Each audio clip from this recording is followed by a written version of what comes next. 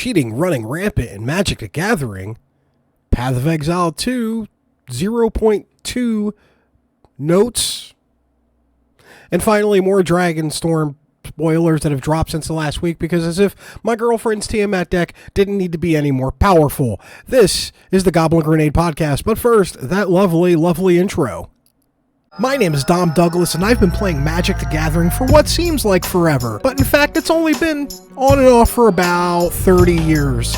With that comes an expectation that I'm the best player ever. You couldn't be any more wrong in that statement. What I do like, however, is having a lot of fun. Whether it be playing Limited, Draft, Commander, Standard when I get the chance, Arena, Magic the Gathering Online, it doesn't matter as long as a good time is had. And with that, I have some opinions, not just of Magic the Gathering, but also video games, comics, maybe even a TV show or two. This is the Goblin Grenade Podcast. That is right, folks. We have 3 bits that we're going to talk about today on the podcast for Max Heroes and Villains YouTube channel. If you happen to like what you're listening to right now or watching, leave a comment, leave a like, and don't forget to hit that subscribe button, because that's going to help us in the long run, and that's going to help you getting all the latest videos and podcasts that Max Heroes and Villains is about to drop on you, because I'm also recording this week a couple of Magic the Gathering deck techs for Standard. That's right. I'm a predominantly Magic the Gathering content creator here for Max Heroes and Villains, along with all the other weird things that we're going to talk about today, like Path of Exile and cheating. But the biggest thing is it's going to be for Standard, because I'm using Arena, and that is the easiest way to get into Standard. If you just watch some of those videos, that's going to drop soon. And those are going to be Standard, but it's going to be a budget deck tech. And some people say that word budget very, very loosely. I don't. All the decks I will be presenting for Standard on this channel, unless stated otherwise, are $15 and under. Because if you happen to not like the deck, you're only out $15. And some of those cards you could use to upgrade other decks and or Commander. But that is not what we're going to be talking about today. Instead, what we're going to be talking about today is cheating is running rampant in competitive Magic the Gathering. That is our first topic of discussion. Then we will move on to the little bit of 0.2.0 update for Path of Exile 2 that's dropping in April 4th, and then finally kicking it off with the Dragonstorm Spoilers. And it's not all of the ones that have dropped in the last week, it's just the ones that I happen to feel like are going to be really good, or I hate, because my girlfriend's Tiamat deck is, yeah. So what happened? Well, at the NRG Showdown that happened a bit ago, and I think I discovered this through MTG Goldfish video with Saffron Olive. Basically on stream, okay, this person knew that they were being live streamed for this game, blatantly cheated. And not just a casual, oh, I had a card up my sleeve, or, oh, I manipulated my deck in a way. No, there was multiple cheats going on, to the point that after this match, they were disqualified from the tournament, but not for what they did to win the match. So I'm going to try to see if I can pull the footage up, and if you do see the footage going on right now, it was provided by Lava Ox, who broke the video down, and in the link in the descriptions down below, I will send a link to the Twitter profile. Yes, I know it's a cesspool. It's Twitter. And even on the tweet, they said they broke their Twitter silence only to out this cheater. And they have a whole Google Doc about breaking everything down. And basically what transpired is this person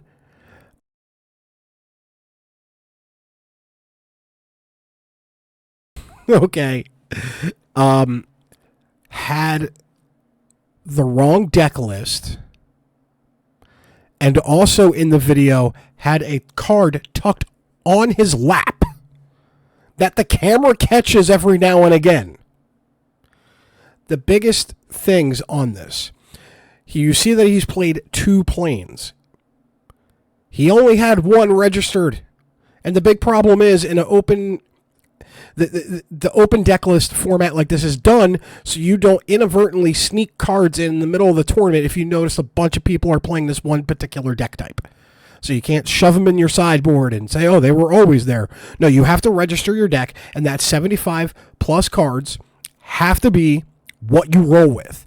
This person rolled with a completely different deck list than what he was playing with. So, and that's why they got disqualified, because they discovered, I guess Twitch chat was going off on the fact that not only was he cheating in one way, but also the deck list was different in the other way. And the worst part is, like, not for nothing, some of his opponents should have said something, and they may have as well. So this was probably definitely being looked at or investigated while the tournament was going on. But let's be honest here. The fair Magic players aren't really paying attention to the small things like that, especially... I know I wouldn't. I wouldn't have caught this at all. I wouldn't even caught the card in the lap. I'm too trusting of an individual when it comes to playing the game. But that's just the first offense in this video. The second offense, and you'll probably see it right here, is that this person has clearly put a card on their lap. The get out of jail, win the game card. They were ahead, but they were about to have that swing happen with, I think, the Brea, and the game was about to turn in a dramatic fashion. Like, you see it in the beginning, it's a 20 life point to a 5 life point. And the opponent, and the person who lost this match, who was cheated, was on the ropes, but they were about to bounce back. But because of card in lap, the magical bullet, if you will, was revealed. And out of nowhere, a Urabrask Forge and a Boros Charm hit the field. After they may or may not have apparently drawn a Battlefield Forge,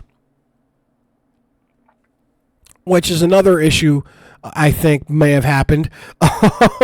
So basically, he's like Jesus. He turned that Battlefield Forge into either Urabrask Forge or the Boros Charm. Either way, he found the correct card to win the game.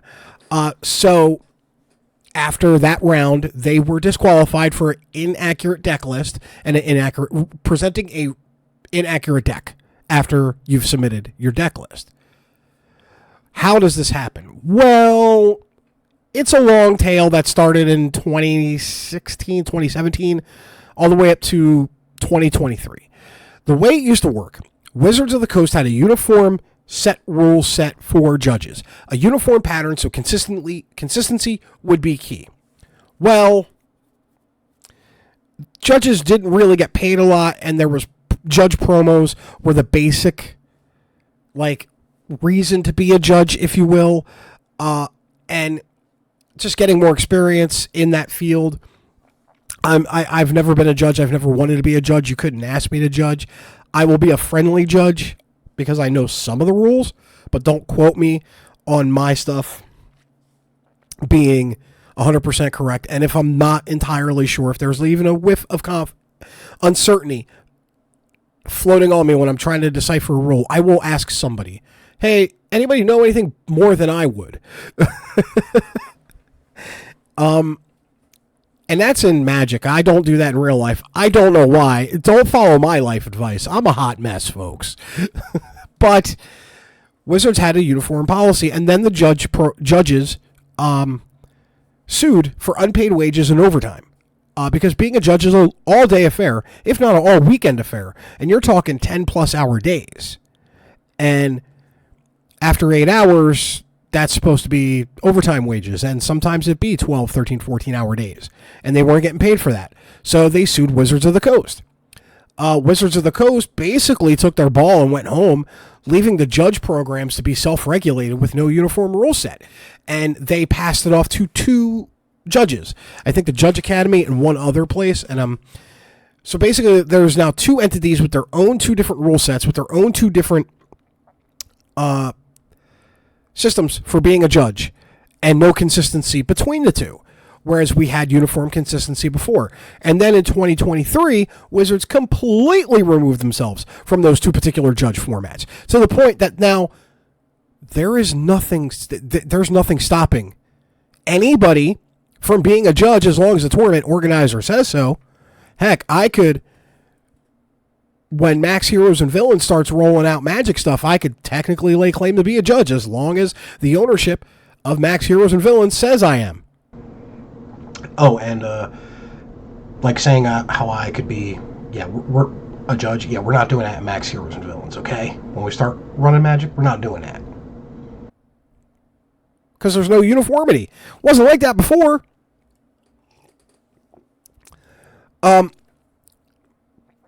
And the other bad part is many notable cheaters in Magic the Gathering have been allowed to play again.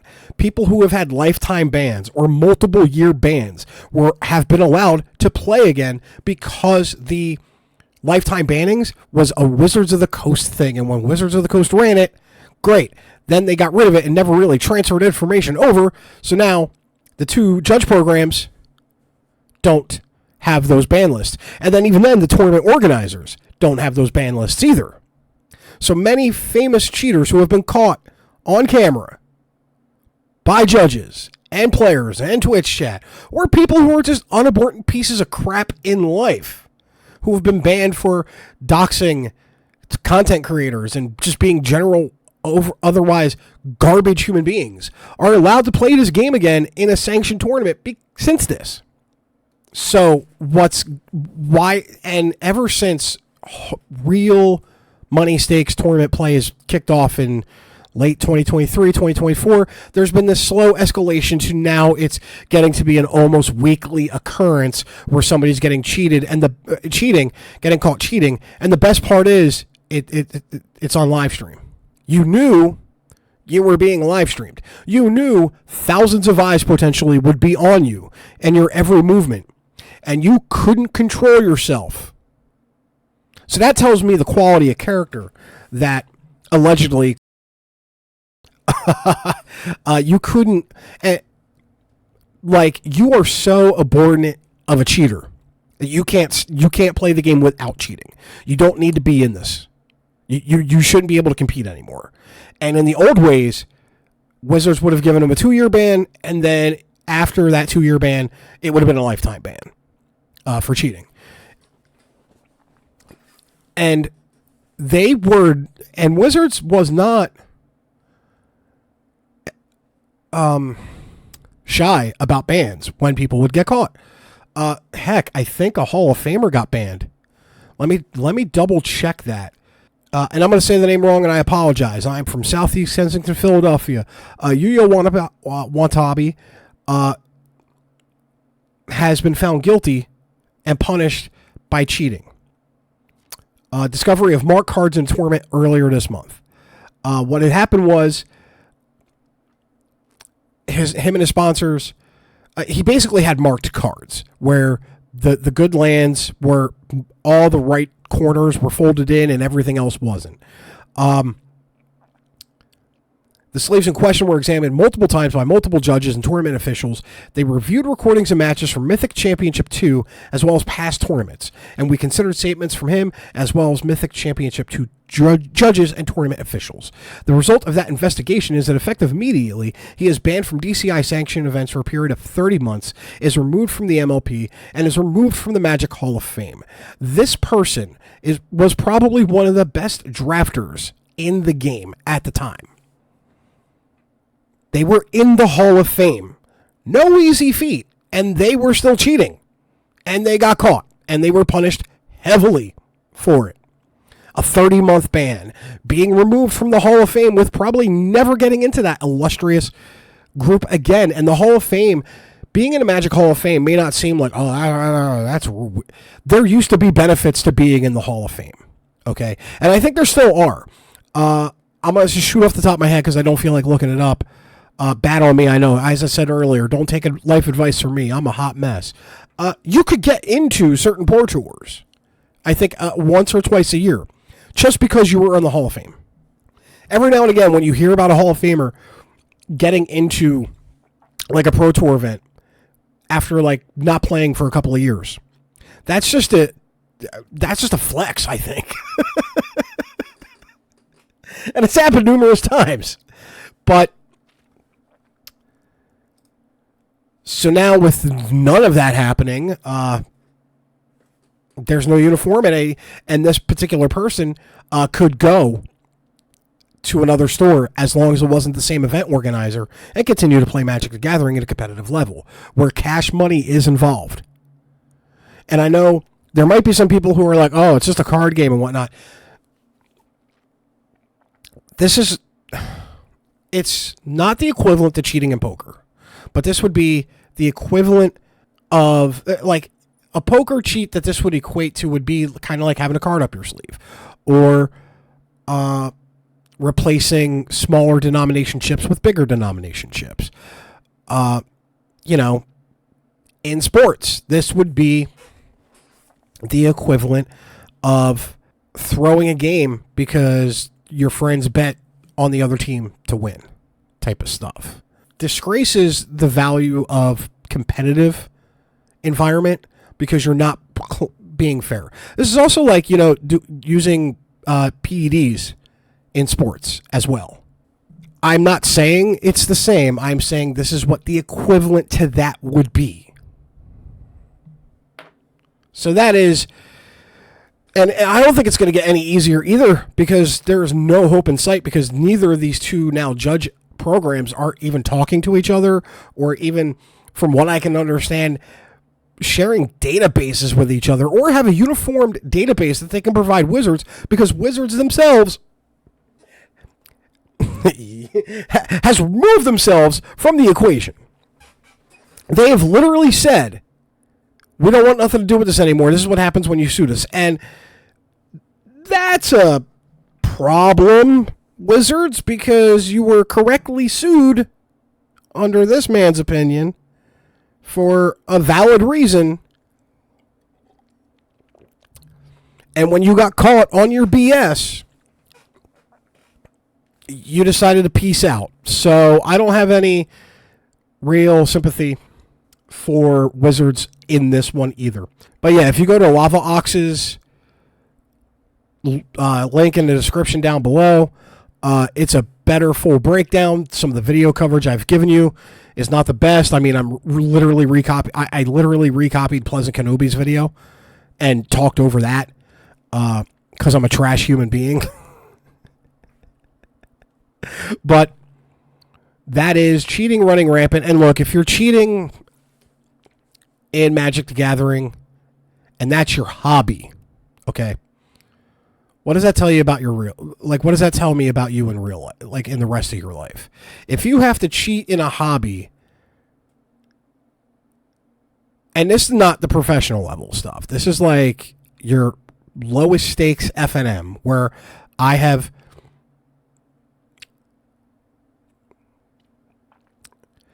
sat across people from the table, sat across people who have cheated me or tried to. And the thing about me when it comes to Magic the Gathering is I like having fun. But the absolute second some chicanery is going on, some shenanigans, some unethical play from my opponent starts happening, in my brain, I literally do this.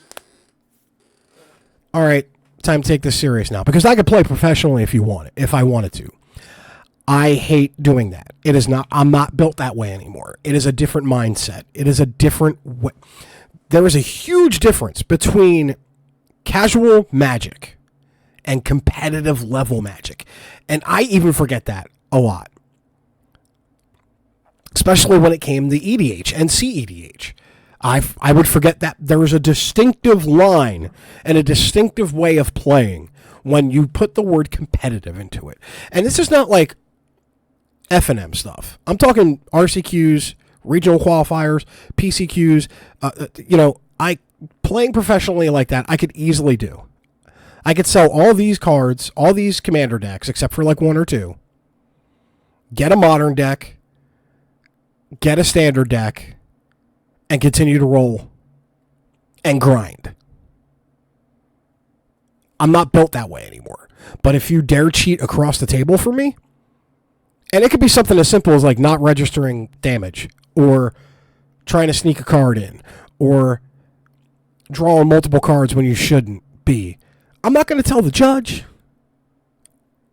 I'm not going to call judge on that, because I took that personally. Instead, what I'm going to do is I'm going to play seriously. And I'm going to scrutinize everything you do, and I'm going to scrutinize everything I do. So now that we've talked about cheating and Magic the Gathering, I am going to break it up real quick. And before we get into Dragons of Tarkir BS, Path of Exile 2 0.2.0 comes out April 4th. First week in April is going to be a hectic week, apparently, for action RPGs, because there's like 2 or 3 different seasons for 2 or 3 different games coming out around the same time. We will find out more on the 27th at 12 p.m. when Grinding Gear Games, GGG as I will refer to them as, basically has a live stream where they're going to tell us everything we need to know about the content for patch 0.2.0 in Path of Exile 2. And then there's going to be a Q&A section with Ziggy D, one of the premier Path of Exile content creators. And then they drop the full patch notes. Why is this big? Apparently, we're at least it's called Dawn of the Hunt. We're getting 1 new class, maybe a few new ascendancies, and hopefully another act to play through. Right now, there's the first 3 acts, and then you play through them in normal, then you play through them in cruel, and then you get to the end game. Hopefully, we get Act 4. And we're guaranteed a new class, which is good. But we got new weapons, new gems coming out, new play styles. I can't wait for the 27th of March. 12 p.m. Now we're going to switch cameras real quick because it's preview season for Dragons of Tarkir, Dragonstorm, Storms of Dragons, Dragons of Storms, Dragon, and Tiamat players are feasting right now. I tried not to do it this way, but it's just looking like a hot mess if I try to not edit this and just have the cards on the screen right now. So, editing Dom, sorry. I understand. We are going to go over a couple more cards from Dragonstorm. There's been a lot of cards in the past week, to the point that I think the entire set is just about revealed.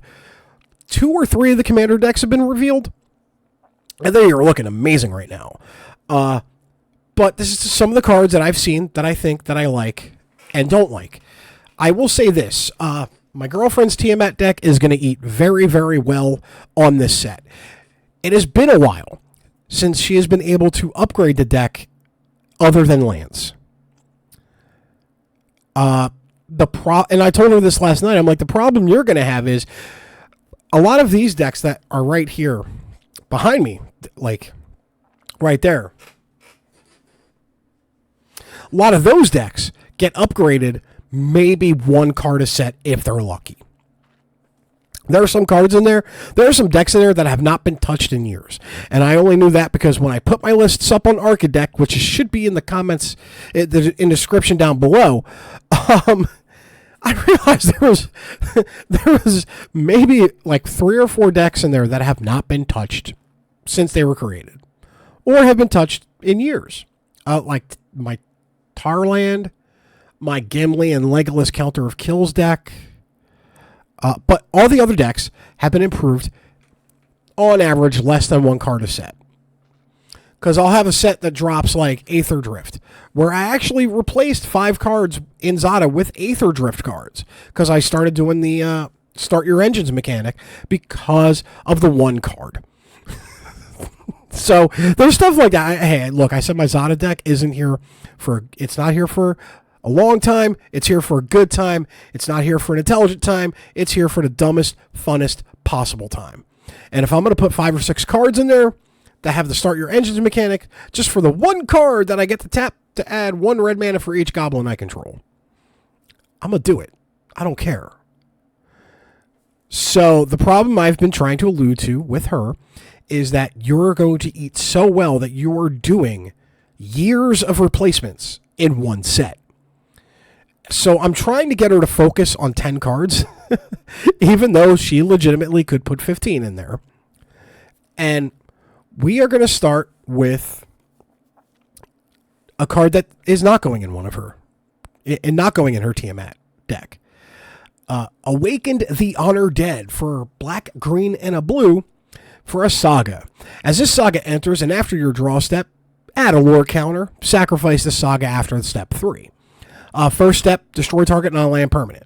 Second step, mill 3 cards. Third step, you may discard a card. When you do, return target creature or land card from your graveyard to your hand. I could see me playing this in my Tom Bombadil Sagas deck. This is the card. That is just BS. This is just too over the top. I simultaneously love this card and hate this card. Call the Spirit Dragons, one each of Wooburg, white, blue, black, red, and green. For an enchantment, dragons you control have indestructible. At the beginning of your upkeep, for each color, put a +1/+1 counter on a dragon you control of that color. If you put a +1/+1 counter, if you put +1/+1 counters on 5 dragons this way, you win the game. That last sentence did not need to exist for this card. Did not need to exist. Dragon decks did not need an alternate win con. They didn't. There's not many out there, but this also tells me that my rumor that I said at the end of last year, when the whole Commander shenanigans happened,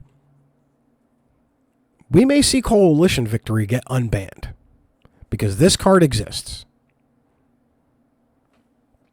Don't take that as financial advice. Don't try to buy all the copies of Coalition Victory saying, oh, Dom Douglas from Max Heroes and Villains told me to buy them all. I did not tell you to buy them all, first off. Second off, yeah, Coalition Victory is not going to be an expensive card, even if it does spike and gets put back into legality. It's expensive to cast. But yeah, Call the Spirit Dragons definitely going in her Tiamat deck, and should go in every dragon deck that is Wooburg. So Dragon decks, Tiamat decks, yeah. You know. So yay. I'm only focusing on this card because of on the commander side, it looks like this particular deck has Canopy Vista, which is a forest plains, and it enters tapped unless you control 2 or more basic lands. Okay, that's pretty cool. I think they're doing all those cycles. I want to guess they're doing all the cycles of the Vistas and another particular card in the commander products, which is good to get those back into circulation. Dragonback Assault for 3, a green, a blue, and a red. It's an enchantment. When it enters, it deals 3 damage to each creature and each planeswalker. And it's got landfall. Whenever a land you control enters, create a 4/4 red dragon creature token with flying. This is also going in her Tiamat deck. I can't fault her for this one. It's a really good card. And in the main set, the original Tri-lands are getting reprinted. That's right. Frontier Bivouac. This land enters tapped. Add a green, a blue, or a red.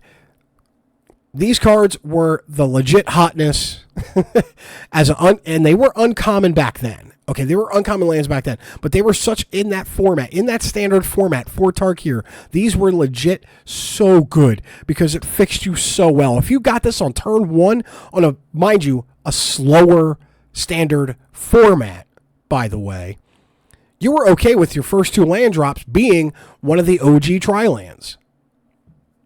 I see nothing wrong with them being reprinted. They're much needed, especially for budget builds. Then we have Glacial Dragon Hunt for a blue and a red for a sorcery.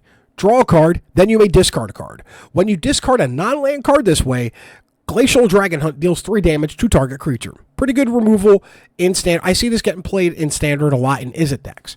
And then it's got Harmonize for 4, a blue, and a red. Cast this card from your graveyard for its Harmonize cost. You may tap a creature you control to reduce that cost by X, where X is its power. Then exile the spell. I see this getting played in standard a lot.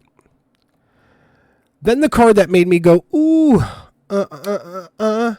things that make you go, Jeskai Revelation. 4 blue, red, and a white for an instant. Get this. This is. I think the Revelations are going to be like the Genesis ultimatums for this set. The ultimatum. Return target spell or permanent to its owner's hand. Jeskai Revelations deals 4 damage to any target. Create 2 1/1 white monk creature tokens with Prowess. Draw 2 cards, you gain 4 life. For a 7-drop. I dig it. I dig it. That is an appropriate level of power for a 7-drop with 3 different color pie mana cost. In the Commander products, Monastery Mentor is getting reprinted. It is 2 and a red for a creature human monk with Prowess. Whenever you cast a non-creature spell, this gets +1/+1 until end of turn. Whenever you cast a non-creature spell, create a 1/1 white monk creature token with Prowess. And to continuing the Tri-Lands, we got the Mystic Monastery, which is for a blue, a red, and a white. And the Tri-Lands, the OG Tri-Lands all enter in tapped, by the way. Green's getting some potent power, and I can see this being played in Standard and a couple other formats too, along with Commander. Nature's Rhythm, X and 2 green for a sorcery. Search your library for a creature card with mana value X or less. Put it into the battlefield and then shuffle. And it's got a Harmonize for X and 4 green. You may cast this from your graveyard for its Harmonize. You may tap a creature you control to reduce that cost by amount of generic mana equal to its power, then exile this spell. I could see this seeing a lot of play in big stompy green decks. We have Nomad Outpost, enters tapped for a red, a white, or a black land. Opulent Palace, enters tapped for a green, a black, or a blue land. Overgrown Farmland is the other card I was talking about with like the canopy. This land enters tapped unless you control 2 or more lands. That's really good, and I hope all of these type of lands, I forgot what they called. I think check lands of some sort. I hope the whole cycle gets reprinted in the Commander sets. And then we have Per Nation, which is an insanely great card for 3, a white, a black, and a green. It's a sorcery. Return target permanent card from your graveyard to the battlefield with a hexproof counter and an indestructible counter on it. Do you know how hard it's going to be to get that card once it comes back into the field out? You can't target it with spells. It's got indestructible. There's like a few cards that can get around it, but I don't think anybody's playing those cards in Standard right now, at least. It's expensive. It's a 6-drop that requires 3 different colored mana to bring it in, but you get a creature with hexproof and indestructible. Sage of the Skies for 2 and a white creature monk. When you cast a spell, if you've cast another spell this turn, copy this spell. It's got flying lifelink. It's a 2/3. I kind of like this design. I'm not going to lie. It's a pretty fire design, especially in those Jeskai builds that definitely focus on tokens with like mentors and, Swift Spears and all that other stuff. When you cast a spell, if you've cast another spell, copy the spell. Flying lifelink. I mean, come on. Sandseep Citadel, tap for a white, a black, and a green. Seaborn Muse is getting reprinted. Untap all permanents you control during each other player's untap step. For 3 and 2 green, for creature spirit, that's a 2/4. It's in the Commander products, I think. Yeah, it's the Commander symbol. Sunpetal Grove. Once again, this land enters tapped unless you control a forest or plains. Will of the Jeskai for 3 and a red for a sorcery. Choose one. If you control a commander, as you cast a spell, you may choose both instead. First step, each player may discard their hand and draw 5 cards. Second step, each instant and sorcery in your graveyard gains flashback until end of turn. The flashback cost is equal to its mana cost. That is going to be a bonkers card. Especially with Jessica's Will. Oh, wow. And then finally, Will of the Mardu for 2 and a white for an instant. Choose one if you have a commander. If you control a commander, as you cast a spell, you may choose both instead. Both of these cards are part of the commander sets. Create a number of 1/1 red warrior creature tokens equal to the number of creatures target player controls. Okay, so that's anti-token. That's an anti-token spell right there. That's a token hate spell right there. Oh, you just made 300 tokens? I'm going to make 300 1/1 red warrior tokens to equal that. And if I'm not playing token doublers, yeah, like Anointed Procession or Mondrak or the new Elsbeth or Will of the Mardu deals damage to target creature equal to the number of creatures you control. Oh boy. Yeah, so you just made 600 1/1 red creature tokens as we're a magical Christmas land. Now I get to do 600 damage to one creature. Oh, I'm sorry, that wasn't the end. We have Crag Siege for 1 a red and a white. It's an enchantment. When this enchantment enters, choose Mardu or Jeskai, because 2 of those colors fit either one. The blue would make it Jeskai, the black would make it Mardu. If a creature attacking causes a triggered ability of a permanent you control to trigger, that ability triggers an additional time. And then Jeskai. At the beginning of your upkeep, create a 1/1 red goblin creature token. It gains lifelink and haste until end of turn. So those are just a handful. What is it? 1, 2, 3, 4, 5, 6, 7, 8, 16, 17, 18, 19, 20, 22-ish cards that we went through, because we went over everything that got released on day one. That's why I did it in the way I did it, because I was not going to edit that. I'm sorry. I'm a one-man crew, and I've got some responsibilities on top of the podcast to do with. But that being said, I'm still hyped for this set. Tarkir Dragonstorm is probably going to be my favorite set of the year next to Final Fantasy, but Final Fantasy hasn't had a single card spoiled since then. As I said, they're going radio silent, but still, this set looks pretty baller. This set looks really good. And also, the more important thing, this is like a Bloomborough Foundations type of set to me, where it's just a basic traditional Magic set. Look, there's no cowboys, there's no space operas going on, there's no 80s horror movie vibes, there's no death race, NASCAR stuff shenanigans that are going on, and I only complain about that because they really weren't done that well. Some of the cards, absolute fire in those sets. But if you're going to do Universes Beyond, can we peel back on the more outrageous, real-world, traditional Magic sets?